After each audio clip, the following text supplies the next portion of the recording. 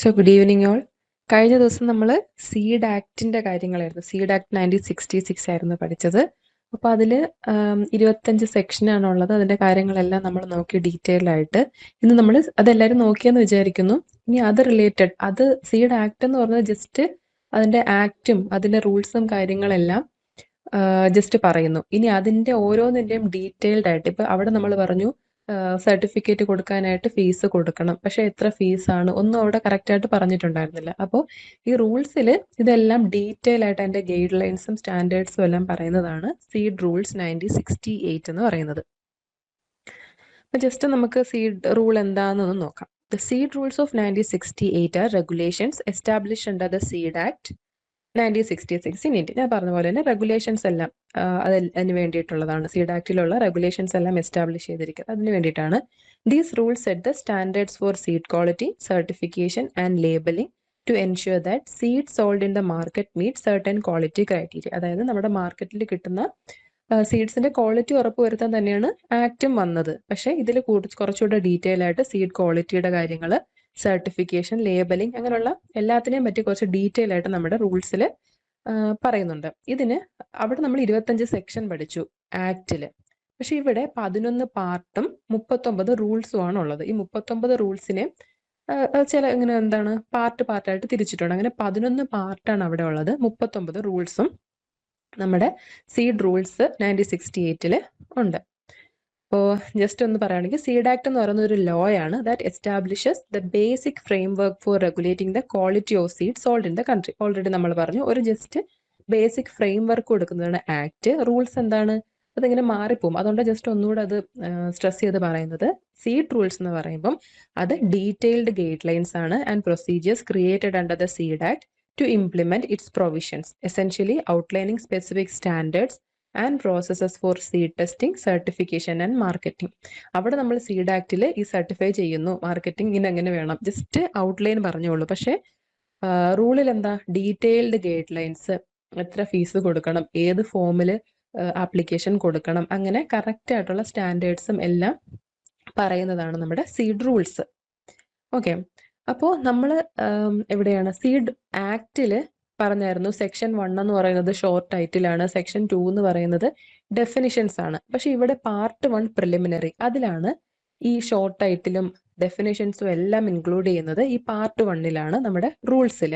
അപ്പോൾ 11 പാർട്സ് ആണുള്ളത്. അതിൽ പാർട്ട് 1 എന്ന് പറയുന്നത് പ്രിലിമിനറി ആണ്. അതിൽ ഓരോന്ന് എന്താ, കുറെ പുതുതായിട്ടല്ല അതിൽ പറയുന്ന റൂൾസിൽ ഇനി അങ്ങോട്ടുള്ള പാർട്ടിൽ പറയുന്ന കുറെ ടേംസിന്റെ ഡെഫിനിഷൻസ് അവർ പറയുന്നതാണ്. അതിൽ ഒരുപാടുണ്ട്. അതിൽ നമുക്ക് ഇമ്പോർട്ടൻ്റ് ആയിട്ട് ഉള്ള കുറച്ച് ഡെഫിനിഷൻസ് ആണ് ഞാൻ ഇപ്പൊ ഇവിടെ എടുത്തു പറഞ്ഞിരിക്കുന്നത്. അത് ഓരോന്നും എന്താണെന്ന് നോക്കാം. സർട്ടിഫിക്കേഷൻ സാമ്പിൾന്ന് പോകെ നമ്മൾ കാണും പല സ്ഥലങ്ങളിലും. അപ്പൊ സർട്ടിഫിക്കേഷൻ സാമ്പിൾ കൊണ്ട് റൂൾസിൽ എന്താ ഉദ്ദേശിക്കുന്നത്? It means a sample of seed drawn by a certification agency or by a duly authorized representative of a certification agency established under section 8 of the act. നമ്മൾ ആക്ട് പഠിച്ചു, അവിടെ section 8 establishment of certification agency എന്ന് പറയുന്നത് section 8 ആണ്.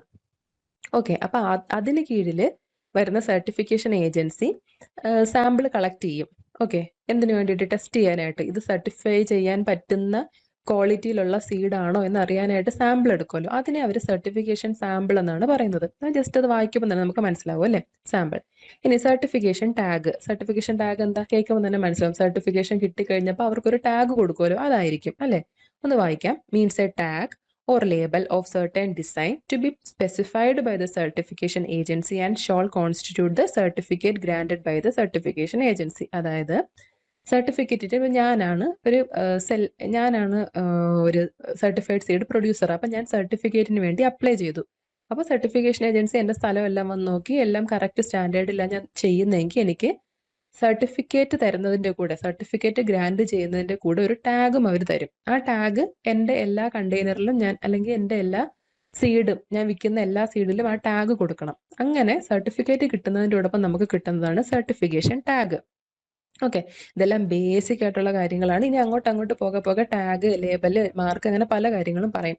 അപ്പൊ confusion ആവരുത്. അതിനു വേണ്ടിയിട്ടാണ് ഇപ്പോഴേ ആദ്യമേ അവർ പ്രിലിമിനറി പോർഷനിൽ ഡെഫിനിഷൻസ് എല്ലാം പറയുന്നത്. ഓക്കെ, ഇനി സർട്ടിഫൈഡ് സീഡ്. സർട്ടിഫൈഡ് സീഡ് എന്ന് കേൾക്കുമ്പോൾ തന്നെ നമുക്കറിയാം അല്ലേ, എന്താണ്, which means seed that fulfils all requirements for certification provided by the act and these rules and to the container of which the certification tag is attached. അതായത് certified seed എന്ന് പറയുമ്പോൾ certification agency പറയുന്ന എല്ലാ റൂൾസും requirements എല്ലാം fulfil ചെയ്യുന്ന സീഡാണ്. ഇനി ആ സീഡിലാണ് നമ്മൾ സർട്ടിഫിക്കേഷൻ ടാഗ് അറ്റാച്ച് ചെയ്യുന്നത്. അതായത് ആ സീഡ് വിൽക്കുമ്പോഴാണ് നമ്മൾ കണ്ടെയ്നറിൽ സർട്ടിഫിക്കേഷൻ ടാഗ് അറ്റാച്ച് ചെയ്ത് വിൽക്കേണ്ടത്. അതാണ് സർട്ടിഫൈഡ് സീഡ്. ഇനി സർട്ടിഫൈഡ് സീഡ് പ്രൊഡ്യൂസർ അതാരായിരിക്കും? ഇപ്പം ഞാൻ നേരത്തെ പറഞ്ഞു, എനിക്ക് സർട്ടിഫിക്കറ്റ് കിട്ടിയിട്ടുണ്ടെങ്കിൽ ആ സർട്ടിഫിക്കറ്റ് സീഡ് പ്രൊഡ്യൂസ് ചെയ്യുന്ന ആൾ ഞാനായിരിക്കും അല്ലേ.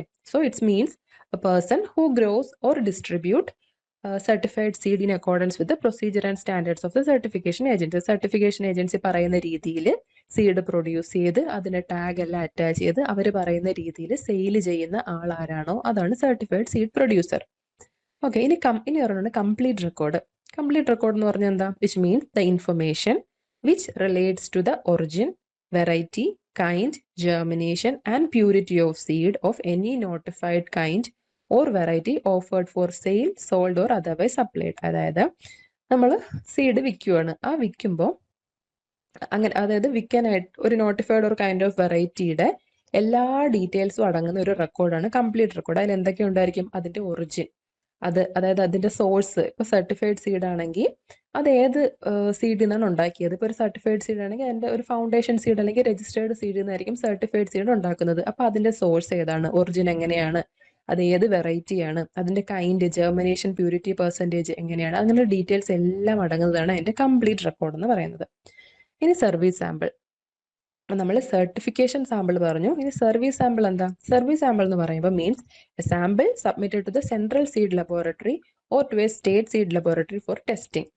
ഓക്കെ, അതായത് the results to be used as information for seeding. അതൊന്നുമില്ല. സർവീസ് സാമ്പിൾ എന്ന് പറയുമ്പോൾ നമ്മൾ സീഡ് ആക്ടിൽ ആദ്യമൊക്കെ സീഡ് ഇൻസ്പെക്ടറിന്റെയും സീഡ് അനലിസ്റ്റിന്റെ കാര്യമൊക്കെ പറഞ്ഞു. അവര് ടെസ്റ്റ് ചെയ്യാൻ വേണ്ടിയിട്ട്, സർട്ടിഫിക്കേഷൻ പർപ്പസ് അല്ല, ചിലപ്പോൾ വേറെ പർപ്പസിനായിട്ടും ടെസ്റ്റ് ചെയ്യാനായിട്ട് അവർ സാമ്പിൾ എടുക്കുവാണെങ്കിൽ ആര്? സെൻട്രൽ സീഡ് ലബോറട്ടറിയിലേക്കും സ്റ്റേറ്റ് സീഡ് ലബോറട്ടറിയിലേക്കും ടെസ്റ്റ് ചെയ്യാൻ അയക്കുന്ന സാമ്പിൾ, അതിനെയാണ് സർവീസ് സാമ്പിൾ എന്ന് പറയുന്നത്. അത് സർട്ടിഫിക്കേഷൻ ആവണം എന്നില്ല. അല്ലാതെ എന്തെങ്കിലും പ്രശ്നങ്ങൾ ചില വിൽക്കുന്ന സ്ഥലത്ത്, അതായത് സെല്ല് ചെയ്യുന്ന സീഡിന് എന്തെങ്കിലും പ്രശ്നങ്ങൾ ഉണ്ടെന്നൊക്കെ ആരെങ്കിലും റിപ്പോർട്ട് ചെയ്യുകയാണെങ്കിൽ സീഡ് ഇൻസ്പെക്ടർ പോയി എടുക്കുമല്ലോ, സാമ്പിൾ എടുക്കുമല്ലോ, എന്നിട്ട് അതിനെ ടെസ്റ്റ് ചെയ്യാൻ വിടും. അതിനെയൊക്കെ സർവീസ് സാമ്പിൾ എന്ന് പറയും. ഓക്കെ, ഇനി അടുത്തൊരു ടേമാണ് ട്രീറ്റഡ്. ട്രീറ്റഡ് എന്ന് പറയുമ്പം കേൾക്കുമ്പോൾ തന്നെ അറിയാം അല്ലേ, എന്തോ വെച്ച് ട്രീറ്റ് ചെയ്തു ആ സീഡിനെ. അപ്പോൾ അത് കുറച്ചുകൂടെ ഈ റൂളിന്റെ ഇതിൽ പറയുവാണെങ്കിൽ treated means that the seed has been subjected to an application of a substance or process. എന്തോ ഒരു സാധനം അതിൽ അപ്ലൈ ചെയ്തു, ഏതർ ഒരു സബ്സ്റ്റൻസ്, ഒരു പൊടിയോ എന്തെങ്കിലും സബ്സ്റ്റൻസ് അപ്ലൈ ചെയ്തു, അല്ലെങ്കിൽ ആ സീഡിനെ എന്തോ ഒരു പ്രോസസ്സിൽ കൂടെ കടത്തി വിട്ടു. എന്തിനാ? in such a manner as to reduce, control or repel certain disease organisms, insects or any other pest attacking such seeds or seedlings growing. അതായത് അത് കുറെ നാൾ സ്റ്റോർ ചെയ്യണം, സീഡൊക്കെ കുറെ നാൾ സ്റ്റോർ ചെയ്യണം അല്ലെങ്കിൽ ട്രാൻസ്പോർട്ട് ചെയ്യണം. അങ്ങനെയൊക്കെ ചെയ്യുന്ന ടൈമിൽ അതിന് ഡിസീസ് ഓർഗാനിസംസ്, ഇൻസെക്ട്സ് ഒന്നും അറ്റാക്ക് ചെയ്യാതിരിക്കാനായിട്ട് എന്തെങ്കിലും സാധനങ്ങൾ, എന്തെങ്കിലും സബ്സ്റ്റൻസ് അതിൽ അപ്ലൈ ചെയ്യുന്നു, അല്ലെങ്കിൽ എന്തെങ്കിലും ഒരു പ്രോസസ്സിൽ കൂടെ ആ സീഡിനെ കടത്തി വിട്ടാൽ ആ സീഡ് ട്രീറ്റഡ് ആണെന്ന് പറയാം. അത് നമുക്ക് മനസ്സിലാക്കാവുന്ന കാര്യമുള്ളൂ അല്ലേ. ഇനി അടുത്തൊരു ടേമാണ് അഡ്വർടൈസ്മെന്റ്. അഡ്വർടൈസ്മെന്റ് എന്ന് പറയുമ്പോൾ ഇതെന്താന്ന് വെച്ചാൽ all representations other than those on the label disseminated in any manner or by any means relating to seed for the purpose of the act. Okay, അതായത് അഡ്വർടൈസ്മെന്റ് എന്ന് പറയുമ്പോൾ ലേബലിൽ നമ്മൾ ഒരു സീഡ് വിൽക്കാൻ ആ കണ്ടെയ്നറിൽ ലേബൽ ഉണ്ടാവും. ലേബലിൽ നേരത്തെ പറഞ്ഞ പോലെ അതിന്റെ ജെർമിനേഷൻ പെർസെന്റേജ്, പ്യൂരിറ്റി പെർസെന്റേജ്, അതിന്റെ സോഴ്സ് ഏതാണ്, അങ്ങനെയുള്ള കാര്യങ്ങളെല്ലാം, അതിന്റെ പ്രൊഡ്യൂസർ ആരാണ്, ഏത് സർട്ടിഫിക്കേഷൻ ഏജൻസിയാണ് അവർക്ക് സർട്ടിഫൈ ചെയ്തത്, അങ്ങനെയുള്ള പല പല കാര്യങ്ങൾ അതിന്റെ ലേബലിൽ ഉണ്ടാവും. പക്ഷെ ലേബൽ അല്ലാതെ ഈ കണ്ടെയ്നറിൽ വേറെ കുറച്ച് കാര്യങ്ങളും കൂടെയൊക്കെ ചിലപ്പം ചില സീഡ്സിൽ ഉണ്ടായിരിക്കും. അത് ചിലപ്പം അവരുടെ സെയിൽസ് കൂട്ടാൻ വേണ്ടിയിട്ട് എന്തെങ്കിലും കാര്യങ്ങളൊക്കെ അവർ എഴുതി വെക്കുന്നുണ്ടായിരിക്കും. അങ്ങനെയുള്ള കാര്യങ്ങളിനെയാണ് അഡ്വർടൈസ്മെന്റ് എന്ന് പറയുന്നത്. അത് പക്ഷെ ഇങ്ങനെ എഴുതി പിടിപ്പിക്കുന്ന കാര്യങ്ങൾ ഈ റൂളിനും ആക്ടിനെയും എതിരെ ആവാതെ എന്തെങ്കിലും റെപ്രസെന്റേഷൻസ് നമ്മുടെ ഈ കണ്ടെയ്നറിൽ കൊടുക്കുന്നുണ്ടെങ്കിൽ അതിനെയാണ് അഡ്വർടൈസ്മെന്റ് എന്ന് പറയുന്നത്. അത് കൂടുതലും ഇവരുടെ സെയിലൊക്കെ കൂട്ടാൻ വേണ്ടിയിട്ട് ചെയ്യുന്ന കാര്യങ്ങളാണ്. അതാണ് അഡ്വർടൈസ്മെന്റ്. ഓക്കെ, ട്രീറ്റഡ് നമ്മൾ ഓൾറെഡി പറഞ്ഞു. ഇനി അടുത്തൊരു ടേം പ്രോസസ്സിംഗ് എന്ന് പറഞ്ഞൊരു ടേം ഉണ്ട്. അത് ജസ്റ്റ് ഒരു MCQ പോലെ ഞാൻ ഇവിടെ കൊടുത്തിരിക്കുകയാണ്. Which of the following is false with respect to processing in seed rules.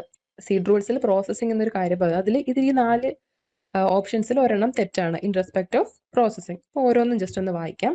A എന്ന് പറയുന്നത് processing includes cleaning, drying, treating and grading of seeds. Just നിങ്ങൾ വായിച്ചിട്ട് ആൻസർ അറിയാമെങ്കിൽ ഒന്ന് കമന്റ് ബോക്സിൽ ഇടണം. ഇനി the definition of processing involves operations that change the purity and germination of the seed. മൂന്നാമത്തെ എന്ന് പറയുമ്പോൾ operations such as packaging and labeling are included in the definition of processing. നാലാമത്തത് processing requires retesting to determine the quality of the seed after operations like treating and grading. നിങ്ങൾക്ക് ഏതാ തോന്നുന്നത്? ഏതായിരിക്കും പ്രോസസ്സിംഗിൽ false ആയിട്ടുള്ള statement? കൂടുതൽ പേരും B ആ പറഞ്ഞ്, പക്ഷെ ഇതിന്റെ ആൻസർ സി ആ. പ്രോസസ്സിംഗ് ചെയ്യുന്നത് വഴി, പ്രോസസ്സിംഗിൽ ക്ലീനിങ്, ഡ്രൈയിങ്, ട്രീറ്റിംഗ്, ഗ്രേഡിംഗ് എല്ലാം എ ഓപ്ഷൻ കറക്റ്റ് ആണ്. Processing includes cleaning, drying, treating, grading എല്ലാം നടത്തും. ഇനി ഈ പ്രോസസ്സിംഗ് ചെയ്യുന്നത് വഴി അവരുടെ പ്യൂരിറ്റി ആൻഡ് ജെർമിനേഷൻ പെർസെൻറ്റേജ് മാറും. കാരണം ട്രീറ്റ് ഒന്നും വെച്ച് നമ്മൾ ട്രീറ്റ് ചെയ്യല്ല, ഇത് പ്രോസസ്സ് ചെയ്യുക. അതായത് ഇപ്പൊ ക്ലീനിങ് ചെയ്യുന്നത് വഴി, ഇപ്പൊ എന്താ പറയാ, ഇപ്പൊ റൈസിന്റെ കുറേ സീഡ് നമ്മൾ ഇങ്ങനെ കൊണ്ടങ്ങ് ഇട്ടിരിക്കുക. അതിനെ ക്ലീനിങ് ചെയ്യുക എന്ന് പറയുമ്പോൾ അതിലുള്ള ചാഫെല്ലാം പോയില്ലേ? അതിൽ ചാഫെല്ലാം പോയി കഴിയുമ്പോൾ എന്താ, അതിന്റെ ജെർമിനേഷൻ ജെർമിനേഷൻ ആൻഡ് പ്യൂരിറ്റി കൂടുമല്ലോ അല്ലേ? ക്ലീനിങ് കഴിയുമ്പോൾ അത് കൂടുകയല്ലേ ചെയ്യുന്നത്. അപ്പോൾ ഈ B option correct. The definition of processing involves operation that change the purity and germination of seed. Processing വഴി നമ്മുടെ സീഡിന്റെ പ്യൂരിറ്റിയും ജെർമിനേഷനും ചേഞ്ച് ചെയ്യും. നിങ്ങൾ ഈ ക്ലീനിങ്ങിന്റെ കാര്യം തന്നെ ഓർത്താൽ മതി. ക്ലീനിങ് ചെയ്യുന്നത് വഴി കുറെ ഇപ്പൊ റൈസിന്റെ ആണെങ്കിൽ അങ്ങനെ ഹാർവെസ്റ്റ് ചെയ്ത് കൊണ്ടിട്ടിരിക്കുക, അത് തന്നെ നമ്മൾ ക്ലീൻ ചെയ്യുക. ക്ലീൻ ചെയ്യുമ്പോൾ എന്തായാലും നല്ല സീഡല്ലേ കിട്ടത്തുള്ളൂ, ചാഫിനെ എല്ലാം അവർ ഒഴിവാക്കും. അപ്പൊ എന്തായാലും പ്യൂരിറ്റി പെർസെന്റേജ് ഒക്കെ ജെർമിനേഷൻ പെർസെന്റേജ് എല്ലാം കൂടിയില്ലേ? അപ്പോൾ പ്രോസസ്സിംഗ് ചെയ്യുന്നത് വഴി പ്യൂരിറ്റിയും ജെർമിനേഷനും കൂടും. ഇനി സി എന്താ തെറ്റാന്ന് വെച്ചാൽ operation such packaging and labelling പ്രോസസ്സിംഗിൽ വരുന്നതല്ല. പ്രോസസ്സ് ചെയ്യല്ലോ നമ്മൾ, പാക്കേജിങ് ലേബലിംഗ് എന്ന് പറയുമ്പോൾ അതിൽ വരുന്നതല്ല. ഇനി ഡി ഓപ്ഷൻ നോക്കൂ, processing requires retesting to determine the quality of the seed after operations like treating and grading. അതായത് പ്രോസസ്സിംഗ് കഴിഞ്ഞിട്ട് നമ്മൾ റീടെസ്റ്റിംഗ് നടത്തണം. ഇപ്പൊ പ്രോസസ്സിംഗിന് മുന്നേ ഉള്ള ജെർമിനേഷൻ പെർസെന്റേജോ പ്യൂരിറ്റി പെർസെന്റേജോ ആയിരിക്കില്ല പ്രോസസ്സിംഗ് കഴിഞ്ഞിട്ട്. അപ്പൊ നമ്മൾ റീടെസ്റ്റിംഗ് അവിടെ നടത്തണം. Processing requires retesting to determine the quality of the seed after ട്രീറ്റിംഗും ഗ്രേഡിങ്ങും എല്ലാം കഴിഞ്ഞിട്ട്. ഗ്രേഡിംഗ് എന്ന് പറയുമ്പോൾ തന്നെ അറിയാലോ, കുറച്ച് നമ്മൾ പല പല ക്രോപ്സിന്റെ ഗ്രേഡിംഗ് എല്ലാം പഠിച്ചിട്ടുണ്ട്. അപ്പൊ അത് അവിടെ ഇംപ്രൂവ് ചെയ്യണം. അവരുടെ ഈ germination and purity percentage, germination percentage improve ചെയ്യണം. അപ്പോൾ റീടെസ്റ്റിംഗ് നടത്തണം. അപ്പൊ ഇവിടെ തെറ്റെന്ന് പറയുന്നത് പാക്കേജിങ് ആൻഡ് ലേബലിംഗ് പ്രോസസ്സിംഗിൽ വരുന്നതല്ല. ബാക്കി 3 ഓപ്ഷനും കറക്റ്റ് ആണ്. ഓക്കെ, അപ്പൊ പ്രോസസ്സിംഗിന്റെ കാര്യം ജസ്റ്റ് ഓർത്ത് വയ്ക്കുക, ഇത് ഇമ്പോർട്ടന്റ് ആണ്. ഇത്തരം കാര്യങ്ങളാണ് പാർട്ട് 1 പ്രിലിമിനറിയിൽ മെയിൻ ആയിട്ട്.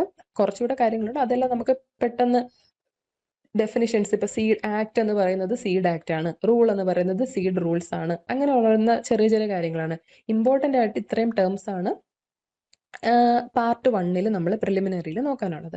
ഇനി ഞാൻ പറഞ്ഞു 11 പാർട്ടാണുള്ളത്. ഇനി രണ്ടാമത്തെ പാർട്ടിലോട്ട് നമ്മൾ കടക്കുവാണ്. അതെന്താണ്? Central seed committee.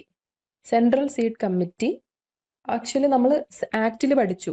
കമ്മിറ്റി എന്ന് പറയുന്നത്, ആക്ടിലുടനീളം കമ്മിറ്റി എന്ന് പറയുന്നത് സെൻട്രൽ സീഡ് കമ്മിറ്റിയാണ്. അത് സെൻട്രൽ ഗവൺമെന്റ് ആണ് അവരെ കോൺസ്റ്റിറ്റ്യൂട്ട് ചെയ്യുന്നത്, അവരെ മെമ്പേഴ്സ്, അങ്ങനെയുള്ള കാര്യങ്ങൾ. പിന്നെ അവർ അഡ്വൈസറി ആണ്, അവരുടെ ഫംഗ്ഷൻ എന്ന് പറയുന്നത്. സെൻട്രൽ ആൻഡ് സ്റ്റേറ്റ് ഗവൺമെന്റിന് ഈ സീഡ് ആക്ട് റിലേറ്റഡ് കാര്യങ്ങളിൽ അഡ്വൈസ് കൊടുക്കുക.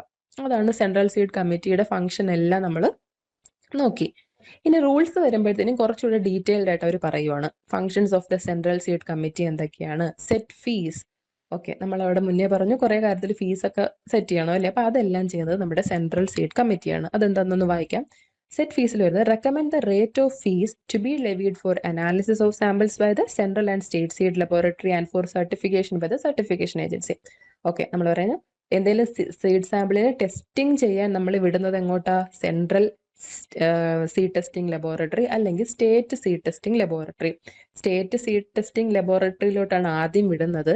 എന്നിട്ട് ആ ഓണർക്ക് ആ റിസൾട്ട് പോരാ എങ്കിൽ കോർട്ടിനെ സമീപിച്ച് സെൻട്രൽ സീഡ് ലബോറട്ടറിയിലേക്ക് വിടാം അല്ലേ? അതൊക്കെ നമ്മൾ ആക്ടിൽ പഠിച്ചു. അപ്പൊ അതിന് എത്ര ഫീസ് കൊടുക്കണം? ഇനി സർട്ടിഫിക്കേഷൻ ഏജൻസി സർട്ടിഫിക്കറ്റ് കിട്ടാൻ വേണ്ടി ഞാൻ അപ്ലൈ ചെയ്യുക, അപ്പൊ അതിന് എത്ര ഫീസ് കൊടുക്കണം? അതെല്ലാം സെറ്റ് ചെയ്യുന്നത് സെൻട്രൽ സീഡ് കമ്മിറ്റിയാണ്. ഓക്കെ, ഗവൺമെന്റ് ഒന്നുമല്ല, കമ്മിറ്റിയാണ്. ഇനി അഡ്വൈസ് ഗവൺമെന്റ്, അത് നമ്മൾ ആക്ടിൽ പഠിച്ചു. സെൻട്രൽ സീഡ് കമ്മിറ്റിയാണ് സെൻട്രൽ ആൻഡ് സ്റ്റേറ്റ് ഗവൺമെന്റിന് സീഡ് ടെസ്റ്റിംഗിന്റെ കാര്യത്തിൽ എല്ലാത്തിലും അഡ്വൈസ് കൊടുക്കുന്നത്. പോരാത്തതിന് ഇവർ പറയുന്നത് on seed testing lab suitability. കുറേ സീഡ് ടെസ്റ്റിംഗ് ലാബ് ഒക്കെ ഉണ്ടായിരിക്കും അല്ലേ? അപ്പൊ അതിന്റെ കുറെ ലാബുകൾ ഉണ്ടാവും, അതിനെ സീഡ് ടെസ്റ്റിംഗ് ലാബായിട്ട് അത് സ്യൂട്ടബിൾ ആണോ, ഇങ്ങനെ കൺവേർട്ട് ചെയ്യാൻ സ്യൂട്ടബിൾ ആണോ, അങ്ങനെയുള്ള കാര്യമെല്ലാം അഡ്വൈസ് ചെയ്യുന്നതും കമ്മിറ്റിയാണ്. ഓക്കെ, ഇനി സബ്മിറ്റ് റെക്കമെൻഡേഷൻ എന്ന് പറയുമ്പോൾ send its recommendation and relevant records to central government. അതായത് ഓരോ വർഷം ആനുവലി ആയാലും ഈ ലബോറട്ടറീസും സർട്ടിഫിക്കേഷൻ ഏജൻസിയൊക്കെ കുറേ കാര്യങ്ങൾ ചെയ്യുന്നുണ്ടായിരിക്കും, അതിന്റെ റെക്കോർഡ്സ് ഉണ്ടായിരിക്കും. അതെല്ലാം സെൻട്രൽ ഗവൺമെന്റിന് സബ്മിറ്റ് ചെയ്യേണ്ടത് ആരാണ്? സെൻട്രൽ സീഡ് കമ്മിറ്റിയാണ്. ഇനി റെക്കമെൻഡ് സ്റ്റാൻഡേർഡ്സ് എന്ന് വെച്ചാൽ suggest procedures and standards for seed certification testing and analysis. അനാലിസിസിനും സീഡ് ടെസ്റ്റിങ്ങിനും സർട്ടിഫിക്കേഷനൊക്കെ കുറെ അവർ കടന്നു പോകേണ്ട കുറെ കടമ്പകൾ അല്ലെങ്കിൽ പ്രൊസീജിയേഴ്സ് ഉണ്ട് അല്ലേ? ഇതൊക്കെ ആയിരിക്കണം സർട്ടിഫിക്കേഷന്റെ സ്റ്റാൻഡേർഡ്സ്.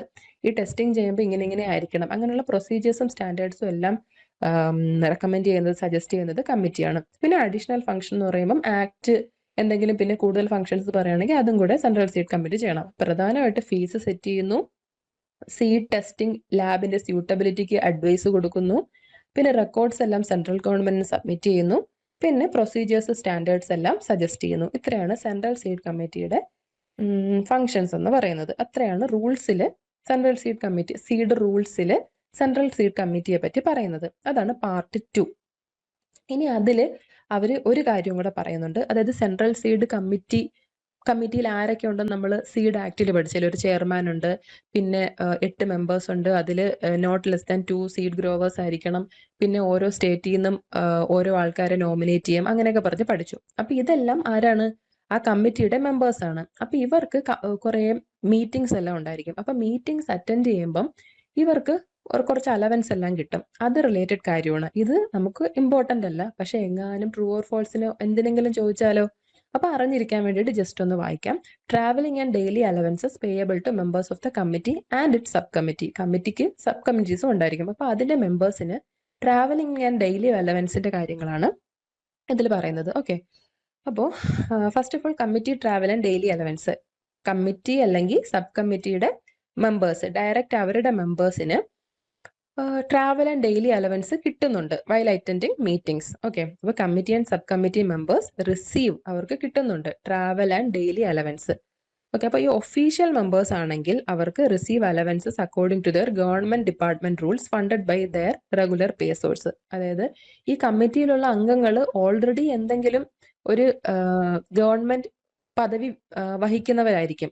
ചെയർമാൻ അവരായാലും ആരെങ്കിലും ഓൾറെഡി ഒരു ഗവൺമെന്റ് പദവി അലങ്കരിക്കുന്നത് ആണ് ഈ ഒഫീഷ്യൽ മെമ്പേഴ്സ് എന്ന് പറയുന്നത്. അപ്പൊ ഇവർക്ക് കിട്ടുന്ന അലവൻസ് എന്ന് പറയുന്നത് അവർക്ക് എവിടെന്നാണോ അവരുടെ ശമ്പളം കിട്ടുന്നത് ആ ഫണ്ടിൽ നിന്ന് തന്നെ, റെഗുലർ പേ സോഴ്സ് എവിടെയാണോ അവിടുന്ന് തന്നെയാണ്, ആ ഡിപ്പാർട്ട്മെന്റിൽ നിന്ന് തന്നെയാണ് ഈ അലവൻസും കൊടുക്കുന്നത്. Okay, official മെമ്പേഴ്സിന്.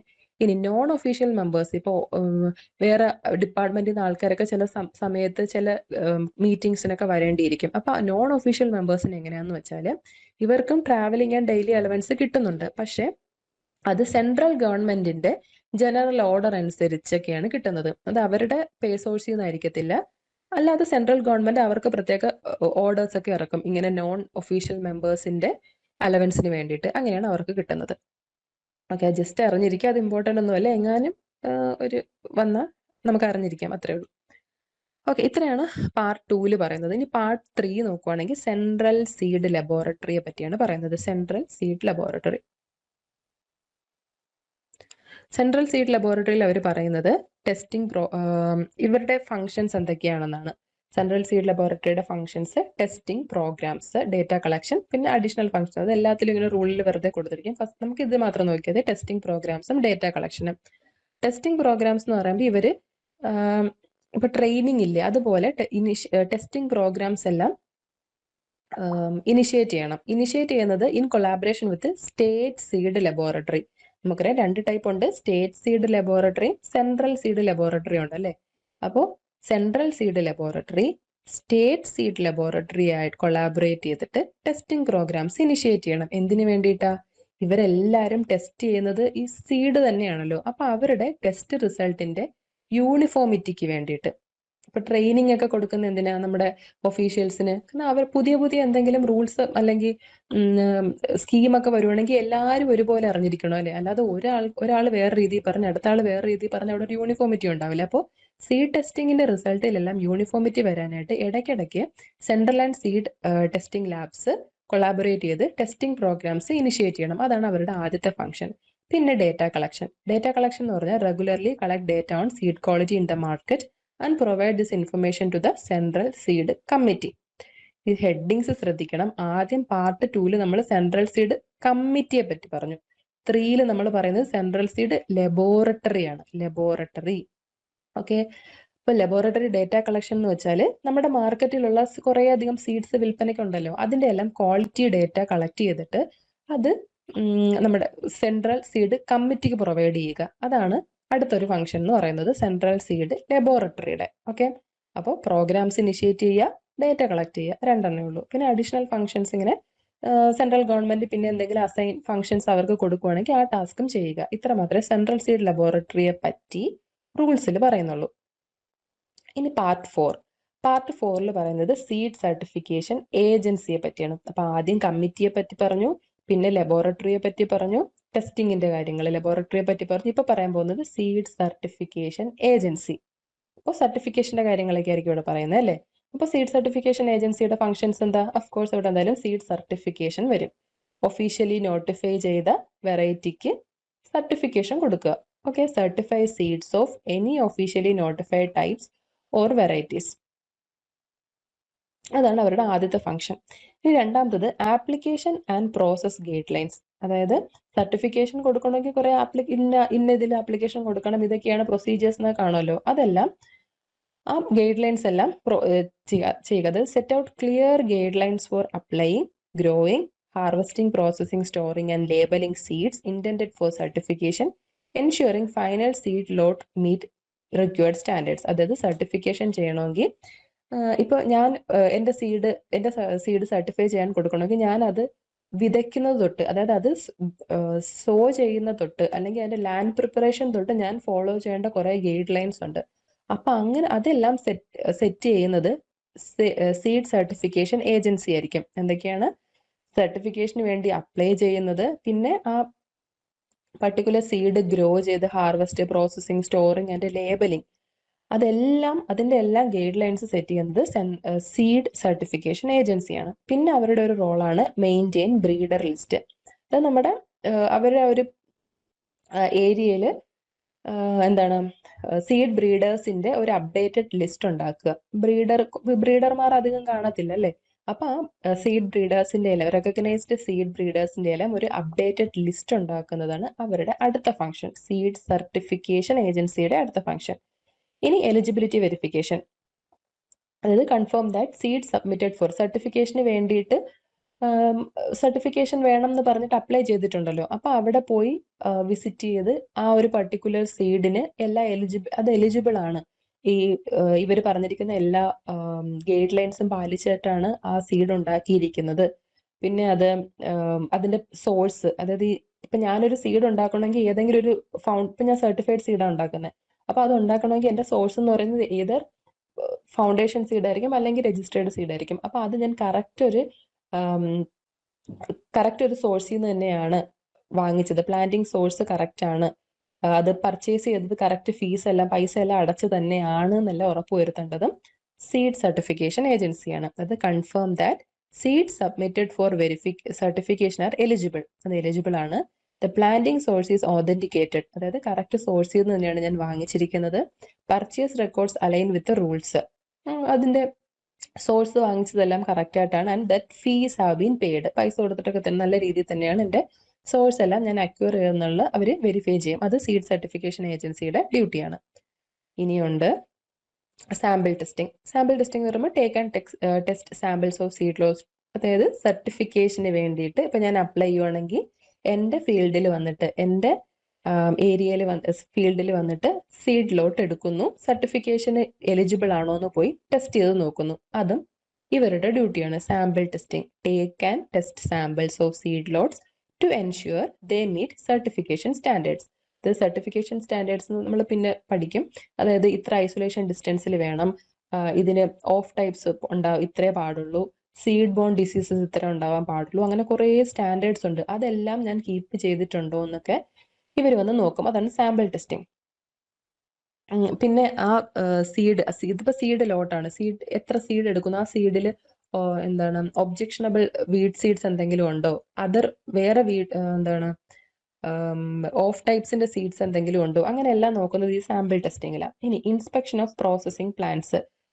പ്രോസസിംഗ് പ്ലാന്റ് എന്ന് പറയുമ്പോൾ എന്തായിരിക്കും, ഞാൻ ഹാർവെസ്റ്റ് ചെയ്ത് കൊണ്ടുവന്നിട്ട് എന്റെ സീഡിനെ പ്രോസസ് ചെയ്യുന്ന ഒരു സ്ഥലം ഉണ്ടായിരിക്കും അല്ലെ, അവിടെ വന്നിട്ട് കറക്റ്റ് ആയിട്ടാണോ എല്ലാം ചെയ്യുന്നത്, എന്തെങ്കിലും ഞാൻ മിക്സ് ചെയ്യുന്നുണ്ട്, ഇപ്പൊ റൈസിന്റെ ഒരു വെറൈറ്റിയിൽ ഞാൻ കൂടെ വൈൽഡ് റൈസ് കൂടെ അതിനകത്തെടുത്ത് മിക്സ് ചെയ്യും, അങ്ങനെ എന്തെങ്കിലും ചെയ്യുന്നുണ്ടോ, അതെല്ലാം പ്രോസസിംഗ് പ്ലാന്റിൽ വന്ന് ഇവർ ഇൻസ്പെക്ട് ചെയ്യും.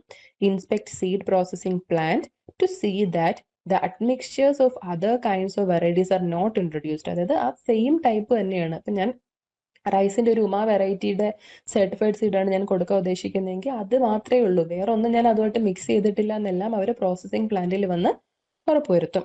ഇനി എഫിഷ്യന്റ് സർട്ടിഫിക്കേഷൻ പ്രോസസ്, അതെന്ന് വെച്ചാൽ സർട്ടിഫിക്കേഷൻ പ്രോസസ് എല്ലാം കറക്റ്റ് ആയിട്ട് ടൈമിലി ചെയ്തിരിക്കണം. അതാണ് efficient certification process.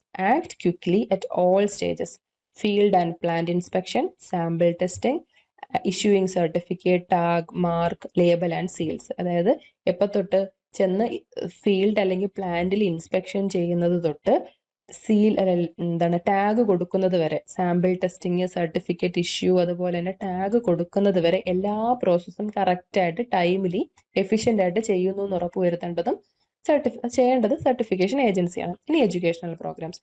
Educational programmes എന്ന് പറയുമ്പോഴത്തേനും സർട്ടിഫൈഡ് സീഡിന്റെ ഗുണങ്ങൾ ആൾക്കാരെ ബോധവൽക്കരിക്കാനും, അതുപോലെ തന്നെ എവിടെയൊക്കെ സർട്ടിഫൈഡ് സീഡ്സ് എവിടെയൊക്കെ കിട്ടും, അങ്ങനെ ചെയ്യുന്ന ആൾക്കാർ ആരെല്ലാമാണ്, അതിന്റെ സോഴ്സ് എവിടെയാണ്, അങ്ങനെയുള്ള കാര്യങ്ങളെല്ലാം ഫാമേഴ്സിനെ ബോധവൽക്കരിക്കാൻ വേണ്ടിയിട്ട് എഡ്യൂക്കേഷണൽ പ്രോഗ്രാംസ് കണ്ടക്ട് ചെയ്യുക. അതും സീഡ് സർട്ടിഫിക്കേഷൻ ഏജൻസിയുടെ ഡ്യൂട്ടിയാണ്. ജസ്റ്റ് വായിക്കാം.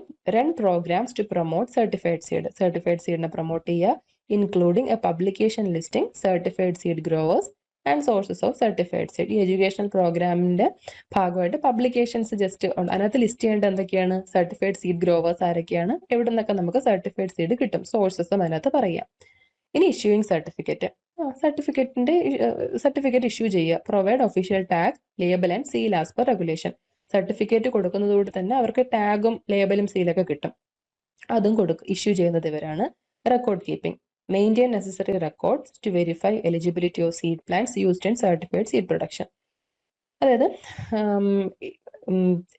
എന്താണ് സീഡ് പ്രൊഡക്ഷൻ, സർട്ടിഫൈഡ് സീഡ് പ്രൊഡക്ഷൻ്റെ അവിടെയുള്ള ആ റെക്കോർഡ്സ് എല്ലാം കറക്റ്റ് ആയിട്ട് മെയിൻറ്റെയിൻ ചെയ്യുന്നത് ഏജൻസിയാണ്. പിന്നെ ഫീൽഡ് ഇൻസ്പെക്ഷൻ, അത് ഓൾറെഡി നമ്മൾ പറഞ്ഞു. Ensure that the minimum standards for isolation, removal of unwanted plants, അതായത് roguing, use of male sterility, absence of excessive seed borne disease in field. അതായത് ഫീൽഡ് ഇൻസ്പെക്ഷൻ നടത്തുന്നു എന്ന് വെച്ചാൽ എന്താ, ഇപ്പൊ ഞാൻ സീഡ് സർട്ടിഫിക്കേഷൻ കൊണ്ട് അപ്ലൈ ചെയ്താൽ അവരെന്റെ ഫീൽഡിലോട്ട് വരും. നേരത്തെ പറഞ്ഞു അവിടെ ഐസൊലേഷൻ എല്ലാം കറക്റ്റ് ആയിട്ടാണോ, മിനിമം ഐസൊലേഷൻ അവിടെ ഉണ്ടോ, പിന്നെ സൈഡിലൊക്കെ അൺവാണ്ടഡ് ആയിട്ടുള്ള പ്ലാന്റ്സ് കാണും, അതായത് റോഗിങ് കറക്റ്റ് ആയിട്ട് നടത്തിയോ, മെയിൽ സ്റ്റെറിലിറ്റി യൂസ് ചെയ്യേണ്ട സ്ഥലങ്ങൾ കാണും, അവിടെ കറക്റ്റ് ആയിട്ട് അത് യൂസ് ചെയ്യുന്നുണ്ടോ, പിന്നെ എക്സസീവ് സീഡ് ബോൺ ഡിസീസ് ഒക്കെ ഉണ്ടെങ്കിൽ അത് ഒരു ലിമിറ്റ് ഉണ്ട്, ഇത്ര മാത്രമേ 0.1% സീഡ് ബോൺ ഡിസീസേ അലോ ചെയ്യുന്നുള്ളൂ, അത്രേ ഉള്ളോ അതോ അതിൽ കൂടുതലുണ്ടോ, അങ്ങനെ ഫീൽഡ് ഇൻസ്പെക്ഷൻ നടത്തി ഇതെല്ലാം ചെയ്യുന്നതും ആരാണ്, സീഡ് സർട്ടിഫിക്കേഷൻ ഏജൻസി. ഇപ്പൊ നമ്മൾ പാർട്ട് 4 സീഡ് സർട്ടിഫിക്കേഷൻ ഏജൻസിയുടെ ഫംഗ്ഷനാ പറഞ്ഞുകൊണ്ടിരിക്കുന്നത്. ഇത്രയാണ് ഇവരുടെ ഫംഗ്ഷൻ. ഓക്കെ, എല്ലാവർക്കും മനസ്സിലായി എന്ന് വിചാരിക്കുന്നു. അപ്പൊ നമ്മൾ പാർട്ട് 4 കഴിഞ്ഞു. ഇനി പാർട്ട് 5 പോവുകയാണെങ്കിൽ അവരവിടെ പറയുന്നത് marking and labeling, marking or ലേബലിംഗിനെ പറ്റിയാണ് പറയുന്നത്. ഓക്കെ, അതായത് ഒരു കണ്ടെയ്നർ സീഡ് വിൽക്കുവാണെങ്കിൽ ആ കണ്ടെയ്നറിൽ മാർക്കിങ്ങും ലേബലിംഗ് എങ്ങനെ ചെയ്യുന്നു, എന്തിനു ചെയ്യുന്നു, ആ റിലേറ്റഡ് കാര്യങ്ങളാണ് ഇവിടെ വരുന്നത്. First of all, responsibility for marking or labeling. അതായത് when selling seeds of a notified type, ഒരു നോട്ടിഫൈഡ് ടൈപ്പ് നമ്മൾ സീഡ് സെല്ല് ചെയ്യാണ്. ഈ seed container must be properly marked or labeled. അത് നമുക്കറിയാം, ലേബലിംഗ് കമ്പൽസറി ആണ് അല്ലേ, സർട്ടിഫിക്കേഷൻ ഈസ് വോളണ്ടറി, അത് നമ്മൾ ഓൾറെഡി പഠിച്ചു. അപ്പോൾ ലേബലിംഗ് എന്തായാലും ഉണ്ടായിരിക്കണം. നമ്മളൊരു സീഡ് സെല്ല് ചെയ്യുവാണെങ്കിൽ ലേബലിംഗ് ഉറപ്പായിട്ടും ഉണ്ടായിരിക്കണം, അത് കമ്പൽസറി ആണ്. The person whose name is on the label is responsible for ensuring the accuracy of the information on it as long as the seed remain in their unopened original container. അപ്പൊ ഞാനാണ് ഇപ്പൊ seed വിൽക്കുന്നതെന്ന് വിചാരിച്ചു, ഞാനാണ് വിൽക്കുന്നത് certified seed. അപ്പോൾ ആ ലേബലിൽ എന്തൊക്കെ എഴുതിയിട്ടുണ്ടോ ആ ഇൻഫർമേഷൻ എല്ലാം റെസ്പോൺസിബിലിറ്റി എനിക്കാണ്. ഇപ്പൊ ഇത്ര 80% ജെർമിനേഷൻ ഉണ്ടെന്ന് പറഞ്ഞാൽ 80% ആയിരിക്കണം, അല്ലാതെ അത് തുറന്നു നോക്കി ഒരു ഗ്രോവർ അത്രയും കിട്ടിയില്ലെങ്കിൽ എനിക്കെതിരെ കംപ്ലൈന്റ് കൊടുക്കാം. അപ്പോൾ ലേബലിൽ ഞാൻ എന്തൊക്കെ എഴുതി പിടിപ്പിച്ചിട്ടുണ്ടോ അതിനെല്ലാം റെസ്പോൺസിബിലിറ്റി എനിക്കാണ്. The person whose name is on that label, ആ ലേബലിൽ എന്റെ പേരായിരിക്കുമല്ലോ, അപ്പം എനിക്കാണ് അതിന്റെ റെസ്പോൺസിബിലിറ്റി. പിന്നെ ഒരു കാര്യം കൂടെ അവർ പറയുന്നുണ്ട്, ഒറിജിനൽ കണ്ടെയ്നറിലും അൺഓപ്പൺഡ് കണ്ടീഷനിലും ആയിരിക്കണം. അല്ലാതെ ഇപ്പൊ ഞാൻ വിൽക്കുന്ന ഒരു സീഡ് അത് തുറന്ന് വേറൊരാള് റീറ്റെയിലർ അയാളുടെ പേരിൽ വേറെ ഇതിലാക്കി വിൽക്കുക, അപ്പോൾ അതിലെന്തെങ്കിലും പ്രശ്നം പറ്റിയിട്ട് പിന്നെ ഇയാളൊന്ന് പറയും ഞാൻ ഇയാളുടെ സീഡ് ഓപ്പൺ ചെയ്തിട്ട് വിറ്റയാണെന്ന് പറഞ്ഞാൽ എനിക്കതിൽ റെസ്പോൺസിബിലിറ്റി ഇല്ല. ഞാൻ വിൽക്കുന്ന എന്റെ ആ ഒറിജിനൽ കണ്ടെയ്നറിൽ അൺഓപ്പൺഡ് ആയിട്ട് അത് ഡയറക്റ്റ് ആയിട്ട് യൂസ് ചെയ്യുന്ന ആൾക്ക് എന്തെങ്കിലും പ്രശ്നം വന്നാൽ മാത്രമേ എനിക്ക് റെസ്പോൺസിബിലിറ്റി ഉള്ളൂ. അപ്പോൾ ആ ലേബലിൽ എന്തൊക്കെയുണ്ടോ അത് ആ ലേബലിൽ പേരുള്ള ആളുടെ റെസ്പോൺസിബിലിറ്റിയാണ്. കണ്ടീഷൻ എന്ന് പറയുന്നത് അൺഓപ്പൺഡ് ഒറിജിനൽ കണ്ടെയ്നർ ആയിരിക്കണം. ഓക്കെ, ഇനി however this person is not responsible for, എപ്പോഴാണ് ഈ ആ ലേബലിൽ നെയിം ഉള്ള ആൾക്ക് റെസ്പോൺസിബിലിറ്റി നോട്ട് റെസ്പോൺസിബിൾ ഫോർ, ഏതൊക്കെ കണ്ടീഷൻ എന്ന് വെച്ചാൽ the accuracy of the label if the seeds are removed from the original container, അത് ഓൾറെഡി പറഞ്ഞു. ഒറിജിനൽ കണ്ടെയ്നർ അല്ലാതെ വേറെയൊക്കെ മാറ്റി ആക്കുവാണെങ്കിൽ അങ്ങനെയാണെങ്കിൽ എന്താണ് റെസ്പോൺസിബിലിറ്റി അയാൾ എടുക്കേണ്ട ആവശ്യമില്ല. ഇനി the accuracy of germination information after the expiration date on the label, ലേബലിൽ പറയുന്നുണ്ട് ഇപ്പോൾ ഒരു എക്സ്പയറി ഡേറ്റ് പറയുന്നുണ്ട്. അപ്പൊ എക്സ്പയറി ഡേറ്റിന് ശേഷം ഈ 80% ജെർമിനേഷൻ കിട്ടുന്നില്ല എന്ന് പറഞ്ഞാൽ അത് ഈ ഓണറിന്റെ റെസ്പോൺസിബിലിറ്റി അല്ല. അവർ പറയുന്നുണ്ട് ഇതാണ് ഇതിന്റെ ഒരു എക്സ്പയറി ഡേറ്റ്, അത് കഴിഞ്ഞിട്ട് പിന്നെ എന്ത് വന്നാലും ഇവരുടെ റെസ്പോൺസിബിലിറ്റി അല്ല. ഇതാണ് ഇവിടെ പറയുന്ന കാര്യം. പിന്നെ content of the mark or label. Okay, ലേബലൊക്കെ ഉണ്ടെന്ന് നമ്മൾ പറഞ്ഞു. ആ ലേബലിൽ എന്തൊക്കെ വേണം? Details required by the central government as per section 6B of the act. അപ്പൊ സെക്ഷൻ 6 എന്തെന്ന് നമുക്കറിയാം. എന്താ സെക്ഷൻ 6 ആക്ടില്? ആർക്കെങ്കിലും ഓർമ്മയുണ്ടോ സെക്ഷൻ 6? ജെർമിനേഷനൊക്കെയാണ്. ജെർമിനേഷനും നോക്കൂ, power to specify minimum limits of germination and purity, അതാണ് സെക്ഷൻ 6B എന്ന് പറയുമ്പോൾ അത് ആ മാർക്ക്, അത് ലേബലിൽ അതൊക്കെ രേഖപ്പെടുത്തണം, അതാണ്. ഓക്കെ, അപ്പോൾ കണ്ടന്റ് എന്ന് പറയുന്നത് ആദ്യം ജെർമിനേഷൻ ആൻഡ് പ്യൂരിറ്റി പെർസെൻറ്റേജ് രേഖപ്പെടുത്തണം, അതാണ് ആദ്യം ലേബലിൽ വേണ്ടത്. ഇനി the exact weight in metric units, എത്രയുണ്ട്? ഇപ്പൊ 100 ഗ്രാമിന്റെ ഒരു പാക്ക് ആണെങ്കിൽ 100 ഗ്രാം, അപ്പൊ അതിന്റെ എക്സാക്ട് വെയിറ്റ് കൊടുക്കണം. ആദ്യം എന്താണ് ഈ സെക്ഷൻ 6B എന്ന് ഞാൻ അങ്ങനെയാണ് റൂളിൽ കിടക്കുന്നത്, അങ്ങനെ തന്നെ ഞാൻ ഇട്ടയാണ്. ഈ സെക്ഷൻ 6 ജസ്റ്റ് ഒന്നുകൂടെ ഓർമ്മിപ്പിക്കാൻ വേണ്ടിയിട്ട്, ആ സെക്ഷൻ 6ൽ പറയുന്നത് ജെർമിനേഷൻ പെർസെൻറ്റേജും പ്യൂരിറ്റി പെർസെൻറ്റേജും നമ്മുടെ ലേബലിൽ കൊടുക്കണം. അപ്പൊ ലേബലിൽ ആദ്യം ഉണ്ടാവേണ്ടത് ജെർമിനേഷൻ ആൻഡ് പ്യൂരിറ്റി, രണ്ടാമത് ഉണ്ടാവേണ്ടത് മെട്രിക് യൂണിറ്റ്സിൽ വെയിറ്റ്, എത്ര ക്വാണ്ടിറ്റിയാണ് അതിനകത്തുള്ളത്. ഇനി ഡേറ്റ് ഓഫ് ടെസ്റ്റിംഗ്, എന്നാണ് ടെസ്റ്റിംഗ് നടത്തിയത് അതിന്റെ ഡേറ്റ്. പിന്നെ name and address of the seller responsible for seed quality. ഞാനാണ് എന്റെ ഫീൽഡിലുള്ളതാണ് വിൽക്കുന്നത്, എന്റെ സീഡാണ്. അപ്പൊ എന്ത് ചെയ്യാൻ പറ്റും? എന്റെ നെയിമും എന്റെ അഡ്രസ്സും, name and address of the seller, അപ്പൊ അയാളായിരിക്കും ആ സീഡ് ക്വാളിറ്റിക്ക് റെസ്പോൺസിബിലിറ്റി ഉള്ള ആള്. അടുത്തത് name of the seed as notified under section 5 of the act. Section 5 എന്ന് പറഞ്ഞാൽ power to notify kind or variety of seeds, അതായത് ഒരു പുതിയ വെറൈറ്റി അതിനെ നോട്ടിഫൈ ചെയ്യുമ്പോൾ ഗസറ്റിൽ അതിന്റെ പേരൊക്കെ ഇടും അല്ലേ. അപ്പൊ ആ ഗസറ്റിൽ എന്താണോ അതിന്റെ പേര് അത് നമ്മൾ ലേബലിൽ കൊടുക്കണം. The name of the seed as notified under section 5 of the act. Okay, നമ്മൾ പറഞ്ഞു ഒഫീഷ്യൽ ഗസറ്റിൽ അതിന്റെ പേരെ കൊടുക്കുമെന്നല്ലേ. ഓക്കെ, അപ്പൊ ആ പേരെന്താണോ അത് ഇവിടെ കൊടുക്കണം. അപ്പൊ germination and purity, weight, date of testing, വിൽക്കുന്ന ആളിന്റെ സെല്ലറിന്റെ നെയിമും അഡ്രസ്സും, നെയിം ഓഫ് ദ സീഡ്, ഇത്രയാണ് കണ്ടന്റ് മാർക്ക് അല്ലെങ്കിൽ ലേബലിൽ വേണ്ട കാര്യങ്ങൾ. ഇനി ഈ എന്താണ് ഇപ്പൊ ഈ എന്താ പറയാ പാർട്ട് 5 മാർക്കിംഗ് ഓർ ലേബലിൽ കുറേ അധികം കാര്യങ്ങൾ അവരിങ്ങനെ പറയുന്നുണ്ട്. അത് ഓരോന്നോരോന്നായിട്ടാണ് നമ്മൾ നോക്കുന്നത്. ആദ്യം responsibility of marking or labelling പറഞ്ഞു. ഇനി ലേബലിന് എന്തൊക്കെ കണ്ടന്റ് വേണമെന്ന് പറഞ്ഞു. അടുത്ത അവർ പറയുന്നത് സീഡ്സ് ട്രീറ്റഡ് ആണെങ്കിൽ എന്തൊക്കെയാണ് ശ്രദ്ധിക്കേണ്ടത്. ഓക്കെ, അപ്പൊ സീഡ്സ് ട്രീറ്റഡ് ആണെങ്കിൽ a statement confirming the treatment. ഈ സീഡ് ട്രീറ്റഡ് ആണേ, അങ്ങനെ ഒരു സ്റ്റേറ്റ്മെന്റ് അവിടെ ആ കണ്ടെയ്നറിൽ ഉണ്ടായിരിക്കണം. The statement confirming the treatment. അടുത്തത് the commonly accepted name of the chemical used. എന്ത് കെമിക്കൽ വെച്ചിട്ടാണ് ട്രീറ്റ് ചെയ്തിരിക്കുന്നത്? ഇപ്പോൾ ഒരു ഇൻസെക്ടിസൈഡ്, ഒരു ഫംഗിസൈഡോ എന്തെങ്കിലും വെച്ച് ട്രീറ്റ് ചെയ്തിരിക്കുക. അപ്പൊ അതിന്റെ ജനറിക് നെയിം, അതായത് അതിന്റെ ഒരു കോമൺ നെയിം അവിടെ കൊടുക്കണം, എന്ത് വെച്ചിട്ടാണ് ട്രീറ്റ് ചെയ്തത്. അപ്പോൾ സ്റ്റേറ്റ്മെന്റ് കൺഫേമിംഗ് ദ ട്രീറ്റ്മെന്റ്, പിന്നെ ഒരു കെമിക്കൽ യൂസ്ഡ്, അതിന്റെ പേര്. ഇനി if the substance of the chemical used for treatment is harmful to human beings and other vertebrate animals, the caution statement do not use for food, feed or oil purpose. അതായത് അങ്ങനെ ഉപയോഗിച്ച chemical human being, മനുഷ്യനും അതുപോലെ തന്നെ vertebrate അനിമൽസിനും harmful ആണെങ്കിൽ അവിടെ ഒരു caution statement അവർ കൊടുക്കണം. അത് സ്റ്റേറ്റ്മെന്റ് ഓൾറെഡി ഉണ്ട് ട്രീറ്റഡ് ആണെന്ന്. ഇനി മനുഷ്യനും വെർട്ടിബ്രേറ്റ്സ് അനിമൽസിനൊക്കെ പ്രശ്നമുള്ളതാണെങ്കിൽ, ഹാംഫുൾ ആണെങ്കിൽ വേറൊരു കോഷൻ സ്റ്റേറ്റ്മെന്റ് അവിടെ കൊടുക്കണം. എന്താ? Do not use for food, feed or oil purpose, അങ്ങനെ അവർ കൊടുക്കണം. ഓക്കെ. ഇനി മെർക്കുറിക് സബ്സ്റ്റൻസ്, മെർക്കുറി അതുപോലുള്ള ടോക്സിക് സബ്സ്റ്റൻസ് എന്തെങ്കിലും ഉണ്ടെങ്കിൽ കൊടുക്കേണ്ട വേർഡാണ് പോയിസൺ.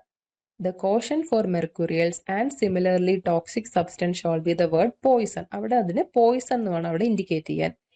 അത് കൊടുക്കേണ്ടത് അവർ പറയുന്നത് which shall be in types, വലിയ പ്രൊമിനന്റ് ആയിട്ട്, prominently displayed on the label in red. ഈ പോയിസൺ എന്നുള്ള വേർഡ് നമ്മൾ കൊടുക്കേണ്ടത് പ്രൊമിനന്റ് ആയിട്ട് അവർ ആ കണ്ടെയ്നറിൽ അറിയുന്ന വലിയ സൈസിൽ റെഡ് കളറിൽ വേണം കൊടുക്കാനായിട്ട്. ഓക്കെ. അപ്പോൾ ട്രീറ്റഡിന്റെ സീഡ്സ് ട്രീറ്റഡ് ആണെങ്കിലുള്ള കാര്യങ്ങളാണ് പറയുന്നത്. ട്രീറ്റഡ് ആണെന്ന് എഴുതണം, കെമിക്കലിന്റെ പേര് എഴുതണം, അനിമൽസിനും വെർട്ടിബ്രേറ്റ്സിനും പ്രശ്നമുള്ളതാണെങ്കിൽ do not use for food, feed or oil purpose എന്ന് എഴുതണം. മെർക്കുറി ആൻഡ് പിന്നെ ടോക്സിക് സബ്സ്റ്റൻസ് ഉണ്ടെങ്കിൽ പോയിസൺ എന്ന് വലുതായിട്ട് റെഡ് കളറിൽ എഴുതണം. ഇത്രയാണ് അതിൽ പറയുന്നത്. ഇനി manner of marking or labeling the container. Okay, container label ചെയ്യണം, മാർക്ക് ചെയ്യണം എന്നെല്ലാം പറഞ്ഞു. ഇനി എങ്ങനെയാ ചെയ്യണ്ടേ? അതാണ് ഇനി പറയാൻ പോകുന്നത്. First of all placement of label. Label എവിടെ വെക്കണം? നമ്മളെ മനസ്സിൽ ഇപ്പൊ കണ്ടെയ്നറിൽ പുറത്ത് കാണണം, അങ്ങനെ ആയിരിക്കണം അല്ലേ? പക്ഷെ കണ്ടെയ്നറിൽ, അതായത് ഞാൻ ഈ കണ്ടെയ്നറിന് ഇപ്പൊ പറയുന്നത് ഈ ടിൻ പോലത്തെ ചില കണ്ടെയ്നർ ഉണ്ടാവും, അല്ലാതെ പാക്കറ്റ് ആയിട്ട് ഒരു പൊതിയൊന്നും ഉണ്ടായിരിക്കും. പല ഈ കണ്ടെയ്നർ എന്ന് പറയുന്നുണ്ടെങ്കിലും എല്ലാ ടൈപ്പ് കണ്ടെയ്നേഴ്സും എല്ലാ ടൈപ്പ് പാക്ക് ചെയ്യുന്ന സാധനങ്ങളും അവർ മെൻഷൻ ചെയ്യുന്നതാണ്. അപ്പൊ ആദ്യം ഫസ്റ്റ് ഓഫ് ഓൾ ലേബൽ എവിടെ പ്ലേസ് ചെയ്യണം ഒന്ന് വായിക്കാം. Each seed container must have A visible label or mark on it showing the necessary seed information. This label should be on the innermost container with the seed and on every covering in which that container is packed. The information should be easy to read. അതായത് seed ഇടുന്ന ഒരു cover ഉണ്ടാവുമല്ലോ, ഒരു container അല്ലെങ്കിൽ ഒരു packet, അതിന് ആദ്യം ഒട്ടിക്കണം, അതിൽ ലേബൽ വേണം. എന്നിട്ട് ആ ചില സീഡ്സ് ഉണ്ട് അങ്ങനെ വിൽക്കും. ഇനി അതിന് പുറമെ വീണ്ടും കവറുണ്ട്, ഒരു 3-4 കവർ വീണ്ടും ഉണ്ടെങ്കിൽ ആ ഓരോ കവറിലും നമ്മൾ ലേബൽ വെക്കണം. നോക്കൂ, the label should be on the innermost container. Innermost container label വേണം with the seed and on every other covering in which that container is packed. ആ ഒരു പർട്ടിക്കുലർ പാക്ക് വീണ്ടും കവർ ചെയ്യുകയാണെങ്കിൽ അത് ഓരോന്നിലും ലേബൽ വേണം. ഇതെല്ലാം ഈസി ടു റീഡ് ആയിരിക്കണം. ഓക്കെ. ഇന്നർമോസ്റ്റ് കണ്ടെയ്നറിൽ ചിലപ്പോൾ പറയും ഏറ്റവും ഔട്ടർ മോസ്റ്റ് കണ്ടെയ്നറിൽ മാത്രം ലേബൽ മതി, അങ്ങനെയൊക്കെ ചിലപ്പോൾ ട്രൂ ഓർ ഫോൾസിൽ കാണും. ചിലപ്പോൾ അല്ല, ഇന്നർ മോസ്റ്റിൽ വെക്കണം, പിന്നെ അത് കവർ ചെയ്ത് വരുന്ന ഓരോന്നിലും വേണം. അതാണ് ലേബൽ പ്ലേസ് ചെയ്യേണ്ട സ്ഥലം. ഇനി ഒരു കണ്ടീഷൻ, ട്രാൻസ്പെറന്റ് കവേഴ്സ്. ഇപ്പൊ നമ്മൾ ഇതിലെന്താ പറയുന്നതെന്ന് വെച്ചാൽ, ഇപ്പോൾ ഓർഡർ ചെയ്തു, സീഡ് ഓർഡർ ചെയ്തു, അപ്പൊ അതിനെ ട്രാൻസ്പോർട്ട് ചെയ്ത് ഒരു സ്ഥലത്ത് എത്തിക്കണം. ഇപ്പോൾ നമ്മൾ ഓൺലൈനായിട്ട് സാധനങ്ങൾ വാങ്ങുമ്പോൾ അവരുടേതായ ചില കവർ കാണും അല്ലേ, ട്രാൻസ്പെറന്റ് ആയിട്ടുള്ള. അപ്പൊ അങ്ങനെ എന്തെങ്കിലും കവർ ഉണ്ടെങ്കിൽ അതിൽ ലേബലിന്റെ ആവശ്യമില്ല. അതാണ് ഈ ട്രാൻസ്പെറന്റ് കവേഴ്സിൽ പറയുന്നത്. Transparent covers or wrappers used only for transport or delivery. Transport അല്ലെങ്കിൽ ഡെലിവറി പർപ്പസിന് വേണ്ടി യൂസ് ചെയ്യുന്ന ട്രാൻസ്പോർട്ട് കവേഴ്സിന് അവിടെ do not need to be labelled. അത് ലേബൽ ചെയ്യേണ്ട ആവശ്യമില്ല. ഓക്കെ. ഇനി ഓൾട്ടർനേറ്റീവ് മാർക്കിംഗ്. ഓൾട്ടർനേറ്റീവ് മാർക്കിങ്ങിൽ പറയുന്നത് ചിലപ്പോൾ ടിൻ ടൈപ്പ് ഓഫ് കണ്ടെയ്നർ ഉണ്ടായിരിക്കും. അപ്പൊ അവിടെ ഇങ്ങനെ എഴുതി ഒട്ടിക്കുന്നത് ചിലപ്പം ഇളകിപ്പോവും. അങ്ങനെയുള്ള സമയത്ത് ഓൾട്ടർനേറ്റീവ് മാർക്കിംഗ് മെത്തേഡ്സ് നമുക്ക് യൂസ് ചെയ്യാം. ചില ടിന്നിലൊക്കെ നമുക്ക് അറിയാം, അതിനകത്തോട്ട് എച്ചിങ് ചെയ്ത പോലെ, അതായത് ആ ടിന്നിൽ എഴുതുമ്പോൾ കുഴി പോലെ ഉണ്ടാവുമല്ലോ, അതിനെ എച്ചിങ് എന്ന് പറയുന്നത്. ഒന്നുകിൽ ആ കണ്ടെയ്നറിനെ എച്ചിങ് ചെയ്ത പോലെ, അല്ലെങ്കിൽ പെയിന്റിങ് ചെയ്ത്, അങ്ങനെയുള്ള ഏത് മെത്തേഡിൽ വേണമെങ്കിലും വെക്കാം. ഇപ്പം എന്താണ് പേപ്പറിൽ എഴുതി അല്ലെങ്കിൽ അതിൽ എഴുതി ഒട്ടിക്കുക, അങ്ങനെ വേണ്ട. ഏത് ടൈപ്പ് മാർക്കിംഗ് വേണമെങ്കിലും നമുക്ക് സ്വീകരിക്കാം. Alternative marking instead of a ലേബലിന് പകരം the required information can also be permanently marked directly on the container by etching, painting or similar methods. Just ഒന്നുമില്ല, ലേബൽ എഴുതി ഒട്ടിക്കുന്നതിന് പകരം ഇങ്ങനെയുള്ള എച്ചിങ്ങോ പെയിന്റിങ്ങോ ഓൾട്ടർനേറ്റീവ് മെത്തേഡ്സ് നമുക്ക് യൂസ് ചെയ്യാം. അത് മാത്രമേ അവിടെ പറയുന്നുള്ളൂ. അപ്പോൾ മാർക്കിങ്ങും ലേബലിങ്ങും കണ്ടെയ്നറിൽ ചെയ്യേണ്ടത് എങ്ങനെയാണ് നമ്മൾ നോക്കുന്നത്. ലേബൽ എവിടെ പ്ലേസ് ചെയ്യണം? കവർ ട്രാൻസ്പെറന്റ് കവർ ആണെങ്കിൽ ലേബൽ ആവശ്യമില്ല, ഓൾട്ടർനേറ്റീവ് മാർക്കിംഗ് ചെയ്യാം. ഇനി ഇവിടെ പറയുന്ന ഒരു കാര്യമാണ് നോ ഫോൾസ് ഇൻഫർമേഷൻ. അതായത് ലേബലിൽ ഫോൾസ് ഇൻഫർമേഷൻ ഒന്നും കൊടുക്കരുത്. The label should not have any statement or images that are false or misleading about the seeds in the container. ഇപ്പൊ ചിലപ്പോൾ ചിലർ ചെയ്താണ് സാധാരണ രീതിയിൽ കെമിക്കൽസ് എല്ലാം ഉപയോഗിച്ച് സീഡ് ഉണ്ടാക്കിയിട്ട് ഓർഗാനിക് എന്നുള്ള ഒരു ചെറിയൊരു സിമ്പൽ എങ്ങനെ അവിടെ കൊടുക്കും. അതെല്ലാം ഫോൾസ് ഇൻഫർമേഷൻ അല്ലേ. അപ്പൊ അങ്ങനെയുള്ളതൊന്നും കൊടുക്കാൻ പാടില്ല. അതായത് ഒരു ഇമേജോ സ്റ്റേറ്റ്മെന്റോ ഒന്നും അങ്ങനെ ഫോൾസ് ആയിട്ടുള്ള ഇൻഫർമേഷൻ കൊടുക്കരുത്, അത്രേ ഉള്ളൂ. ഇനി no confusing references. The label shouldn't mention the act or rules in a way that contradicts or changes the required information. അതായത് അത് ഇത്രേ ഉള്ളൂ. ആക്ടിനും റൂളിനും മറികടന്നിട്ടുള്ള വേറൊരു കാര്യങ്ങളൊന്നും, കൺഫ്യൂസിങ് റെഫറൻസസ് ഒന്നും ലേബലിൽ കൊടുക്കാൻ പാടില്ല. ഇതൊന്നും അത്ര ഇമ്പോർട്ടൻ്റ് അല്ല, ജസ്റ്റ് മെൻഷൻ ചെയ്തതേ ഉള്ളൂ. ഇത്രയാണ് പാർട്ട് 5 മാർക്കിംഗ് ഓർ ലേബലിങ്ങിൽ ഉള്ളത്. അത് ജസ്റ്റ് ഒന്നുമില്ല, ലേബൽ ചെയ്യുമ്പോൾ ഉള്ള കാര്യങ്ങളും അതിൽ എന്തൊക്കെ ഉൾപ്പെടുത്തണം, അത്രേ ഉള്ളൂ.